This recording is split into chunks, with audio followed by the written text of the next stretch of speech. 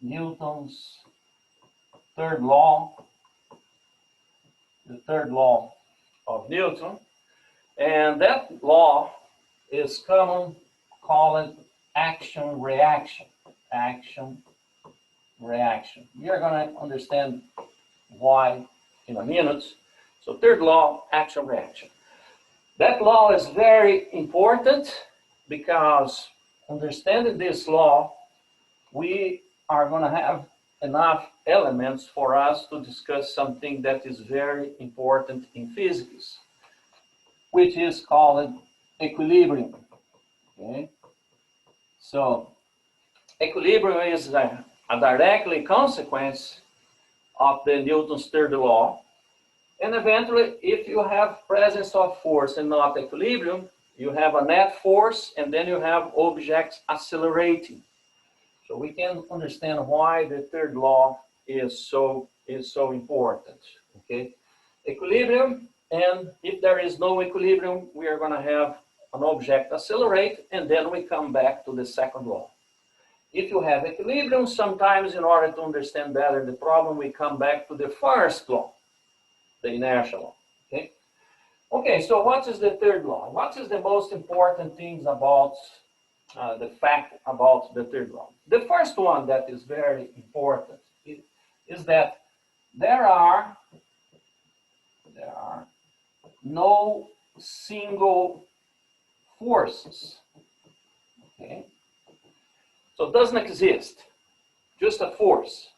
You remember, I put here sometimes the block, mass M, and then I say, there's a force on this block, pushing that block to the right. Well, that's not exactly what happens, okay? Because if you have this force on this block, somebody's doing that force, right? Some kind of a mechanism is pushing the block, or maybe the hand of the person here pushing the block, applying that force. That's the force by the hand, right? And because the block doesn't want to go, you remember the first law, mass, inertia. So if you have a mass, that mass doesn't want by itself change its state of motion, has the tendency to stay there, or has the tendency to keep moving the same way.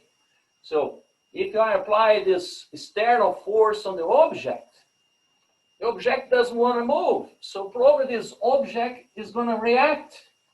Probably no. Necessarily that object, if it has a mass, is going to react to that force. Can you see? And then there is a force of the block on the hand. There you have a pair of forces, right? But it's very common when we start teaching about forces, and we give to the students a very simple examples of force. We just put there a block and apply here a force that eventually is accelerating the block, right? But that's not the complete picture, right? There is no single forces. Forces are always in pairs. Okay? So if there's one force, there is another force. And those forces, they have always the same magnitude,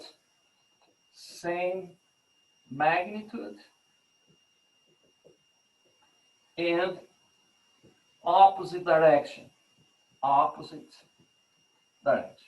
It's like I did here a few minutes ago. So if that's a hand pushing the block is going to apply a force on that hand. Okay? So there you have a pair of force, equal magnitude, opposite direction. That is the third law. Okay? So that's the base for the third law. There are no single forces, no forces alone. They always happen in pairs if it is somebody pushing a block. Here maybe we have an observation here, right?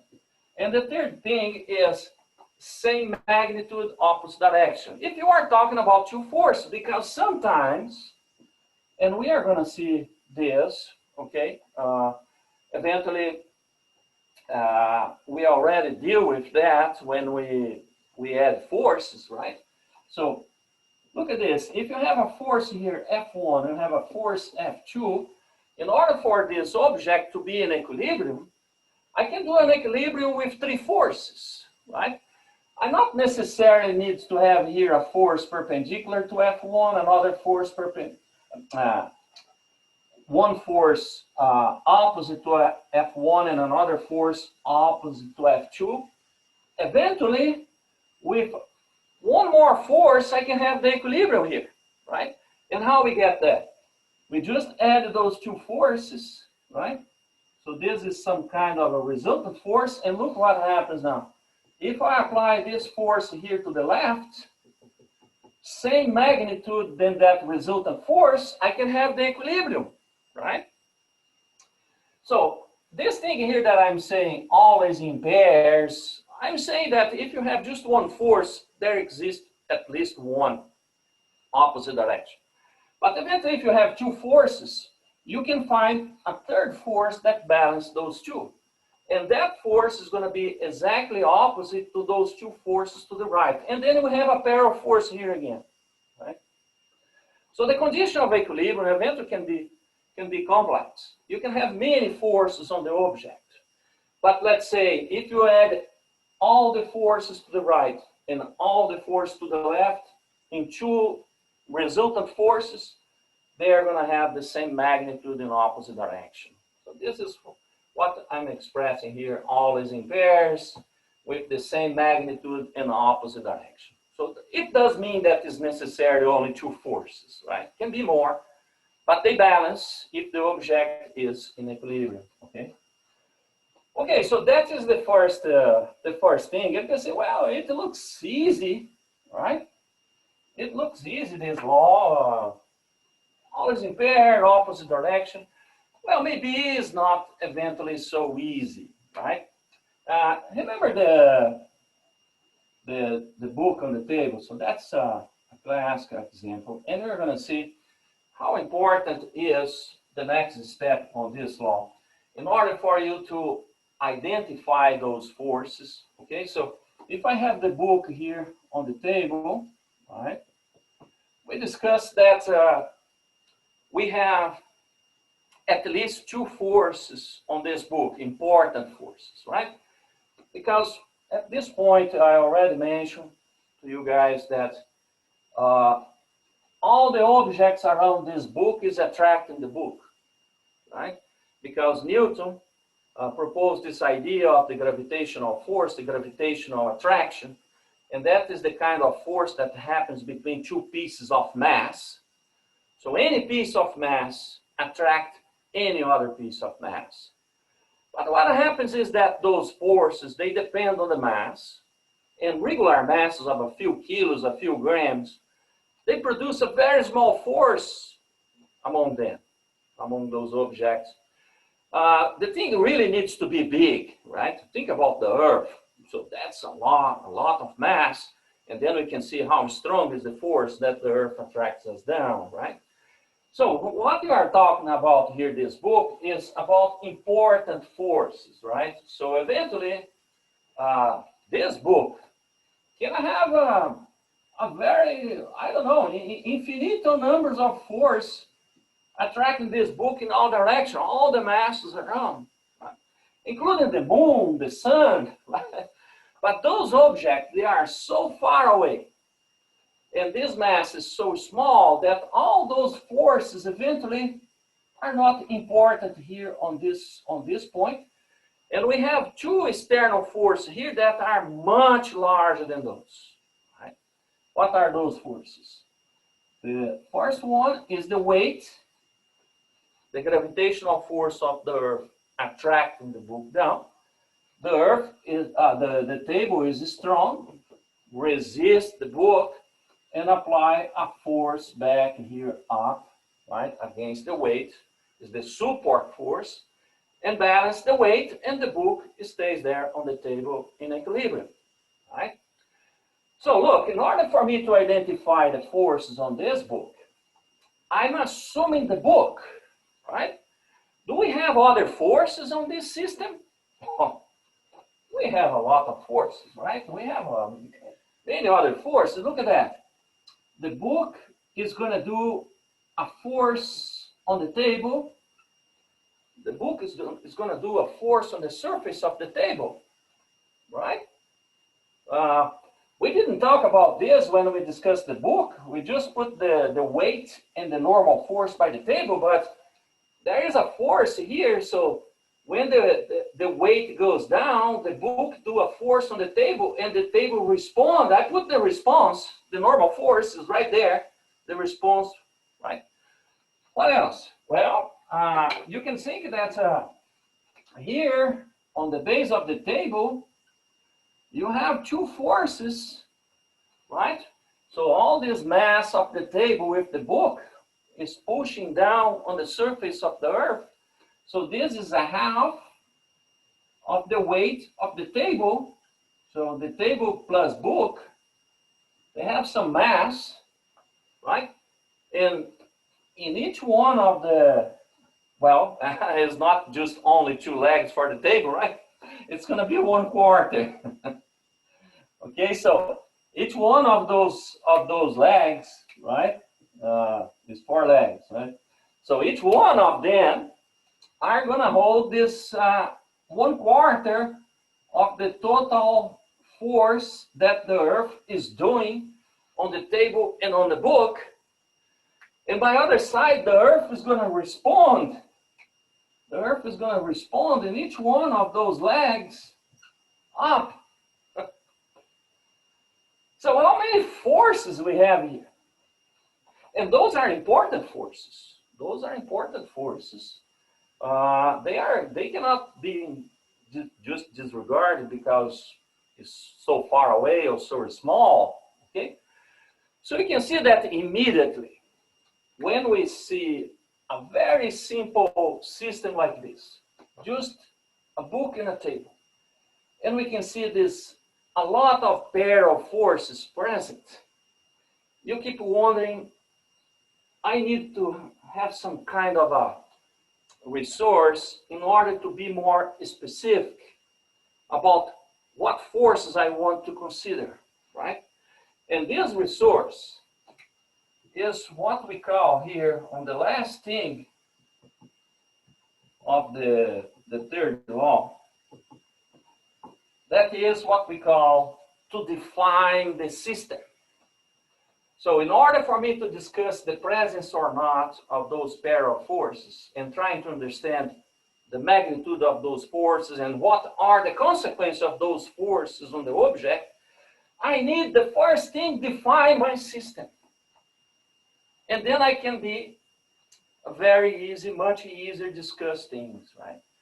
So in that case, that when we set the book here and say there is only 2 important forces, this is why we did that. Because we are considered that our system here is the book, right? The system is the book. And then I just consider the weight and the support force on the book, external forces on the book. Because if I consider the table, I can start to have much more pairs of force, and it can be much more complex, right? So that's the last element that allows us to understand the third law. Okay? First one, there is no forces alone, single forces. They are always happening in pairs. Sometimes it's not exactly a pair of forces, but a pair of resultant forces in opposite direction. And they have always the same magnitude acting in opposite direction. Right? This, I always talk about force in the system. I need to define the system in order to have this discussion. Okay? So maybe the order of this thing here is not okay, but we always start explaining the third law, mention that there are no forces alone, they always occur in pairs.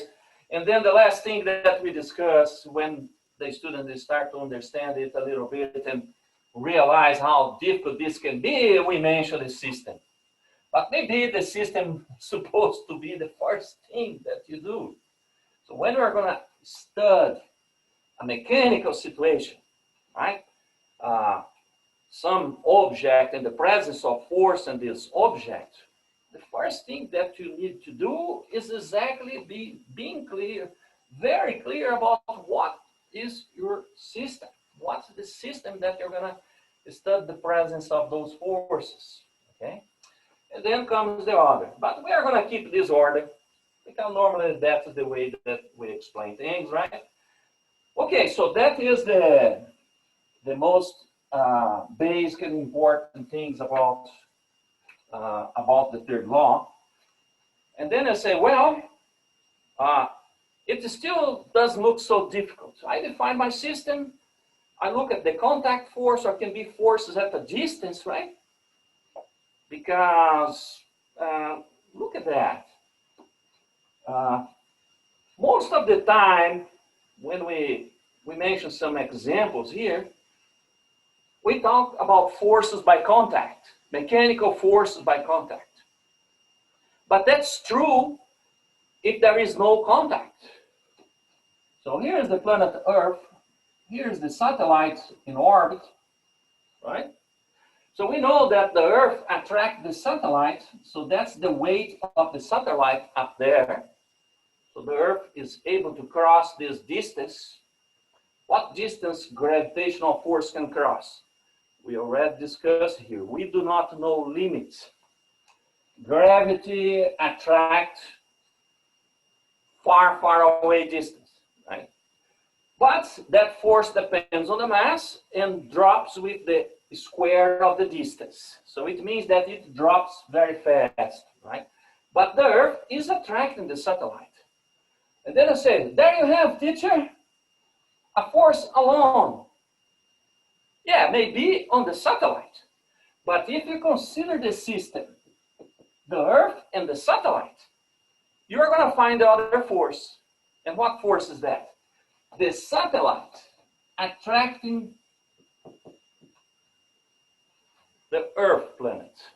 So the satellite is attracting the Earth the same way that the Earth is attracting the satellite. Right? Obviously that the Earth is not going to move, or if there is any motion, it's so small that we cannot just measure this, right? But there you have the pair of force.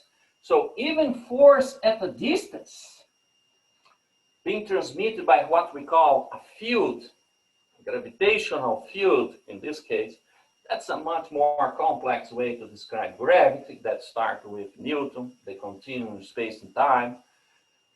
So that will be the consequence now that the gravitational field caused that interaction in some way. And we have back that force. So we have a pair of force, even for forces acting at a very large distance. Okay? And they cannot escape this. They are still same magnitude, opposite direction, right? But if I consider the satellite my system now, there is only one force on the satellite, right? So this is an external force on the satellite.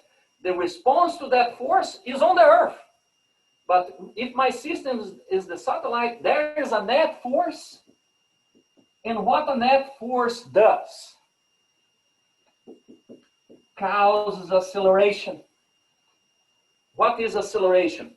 It's a change in velocity. So it's going to change the velocity of the satellite. Not the speed, not the magnitude of the velocity, but it's going to change the direction of the velocity. So the satellite was moving this because the weight, that satellite now is going to start to move in other directions, right? Because now that force by the Earth is an external force on the satellite. External force causes acceleration. What is acceleration? Change in velocity. In this case, it's not changing how fast the satellite is moving, but it's changing the direction of the velocity. And this is a change in vector. It has a magnitude connected with how much acceleration you have by that external force.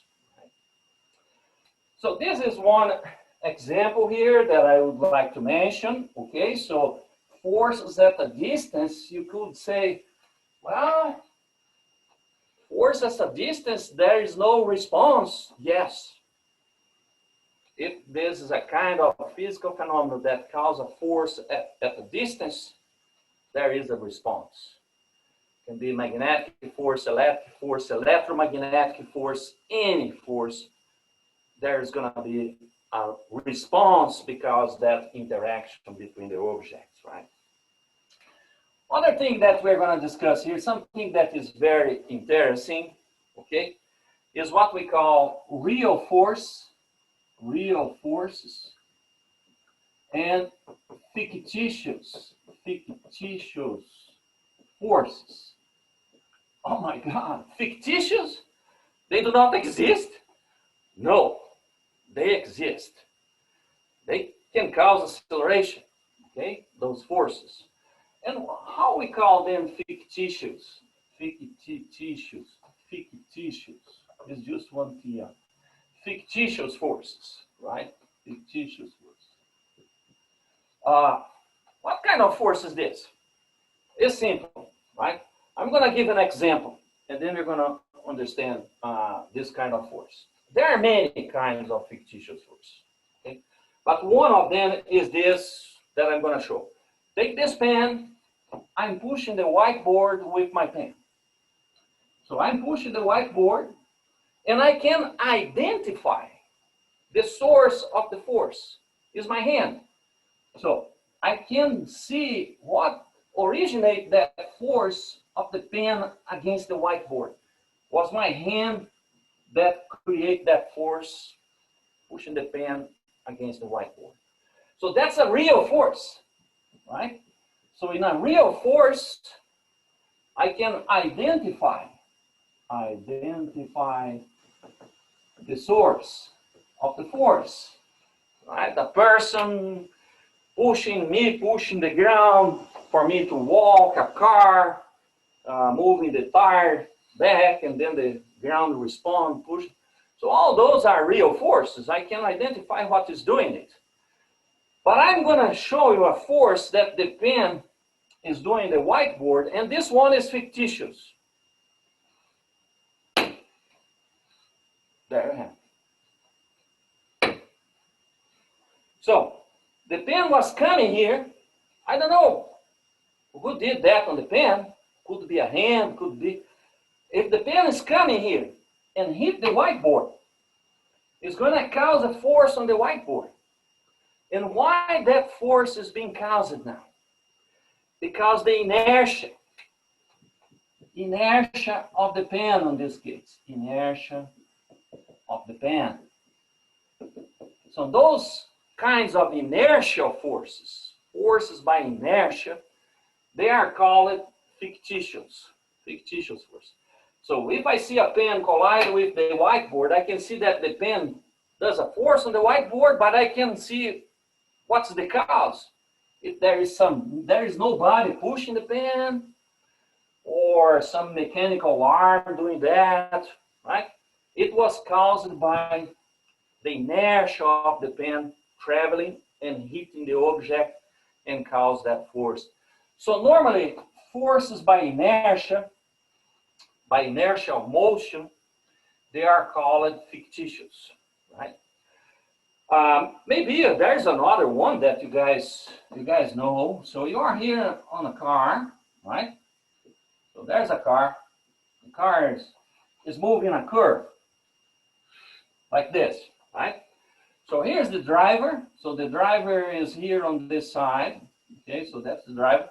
And there's another guy here standing, right, close to the door.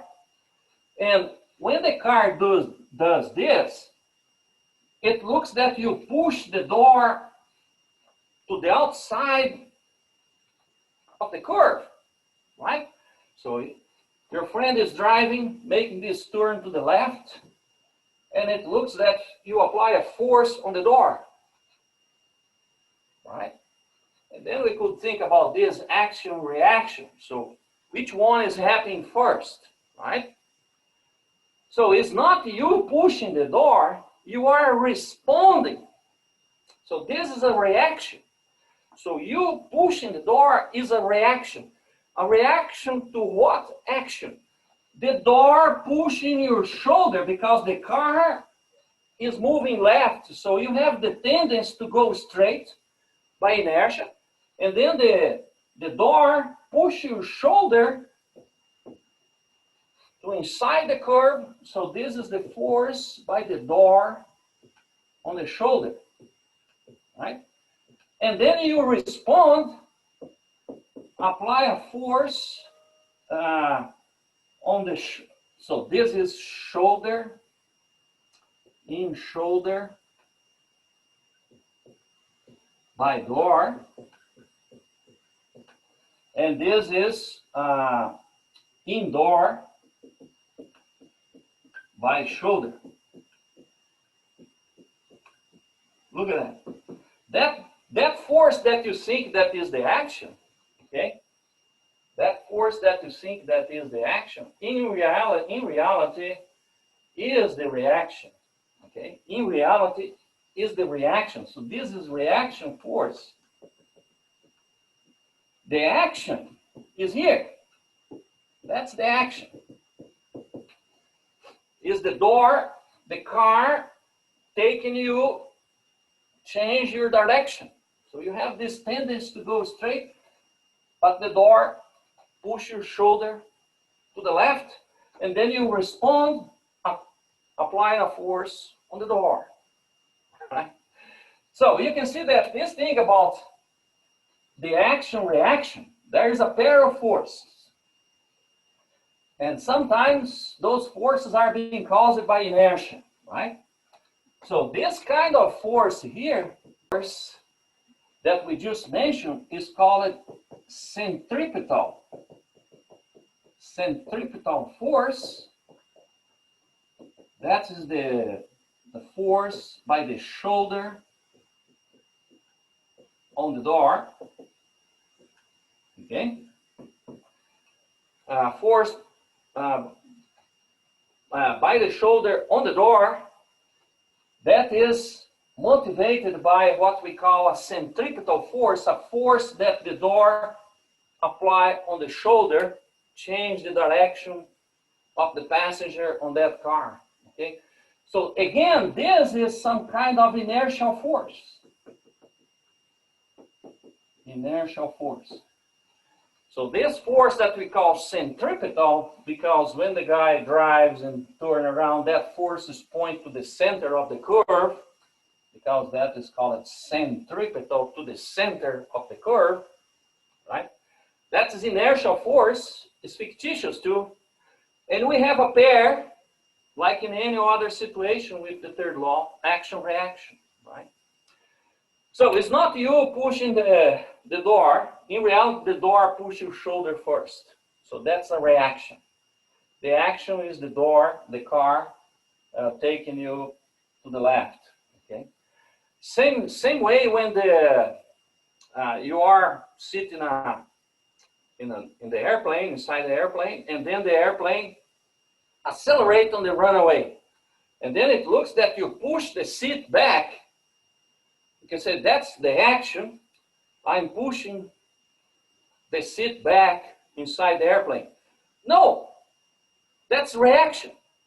What happens is that the seat is going away with the airplane and push your back, and then you react, right?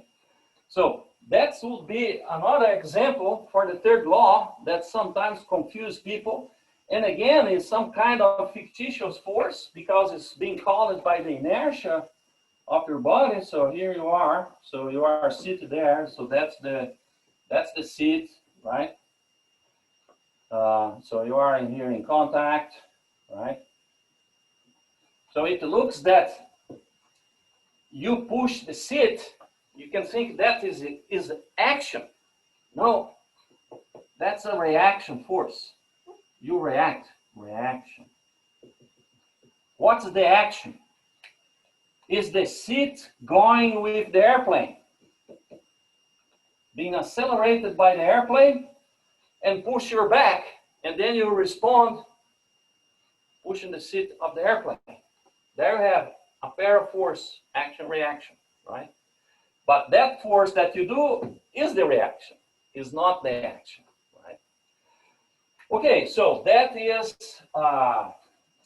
something else about the third law. Some forces, you can identify the forces, but inertial forces exist, forces being caused by inertia. They can be in different ways. They can be linear, like this case of the airplane, but can be in a curve. The centripetal force is fictitious too. It's caused by the inertia of your body. You are trying to go straight, but the car takes you inside the curve. So it's caused by inertia of you moving in some direction, okay? So, and the last thing about all this is the equilibrium, right? So there is a classical example that I'm going to mention here today that is going to be useful for us to do the second lab. So that's this last few minutes I'm going to mention this, right? So we have an inclined plane, and there is an angle theta here. And let's assume that there is a block on this incline. There's a block sit on the incline, right? So the situation here is very, very common and simple, right? So here you have the incline, and you have the block sit on the incline. We can see that if we increase the angle, at some point, the block is going to start to move, right? Increase the angle, increase, and then it starts to move. So what is happening? What are the conditions of force in a situation like this, right? So how we could understand this? Look, there is the weight. That's the gravitational force on the block, right? So I'm going to represent the block by a dot, and then I'm going to put the weight right here. So that's the first force that we have on the block. But because gravity attracts the block down, the block is going to do some force on the surface of the incline. Because the weight down, it's going to apply a force here. So what other force necessarily we must have here? We are going to have here a support force on the surface of the incline. So I'm going to set here the second force. That's the normal force. And that normal force is because the presence of the incline holding the object, right?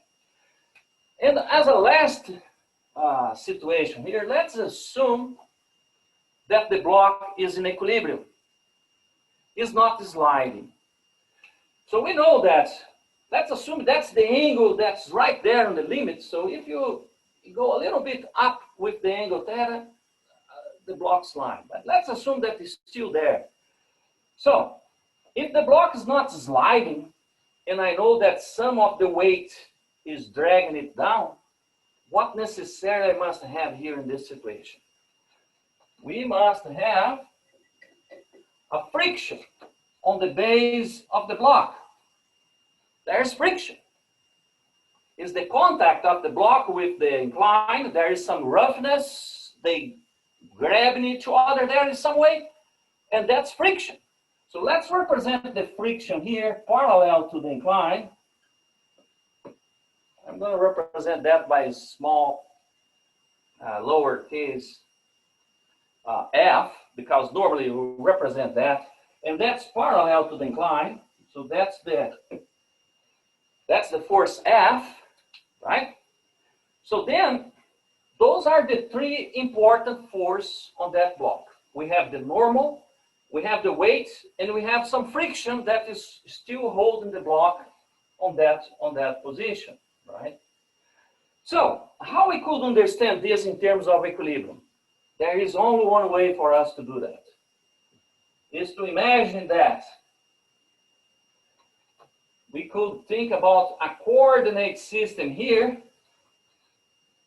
vertically to the incline. Look, it passed through the normal. And there's another x here, parallel to the surface of the incline. So we could call this x, we could call this y. And now what we do? we decompose the weight in two pieces of force. You remember? Components. Find the components of the weight on those two pieces.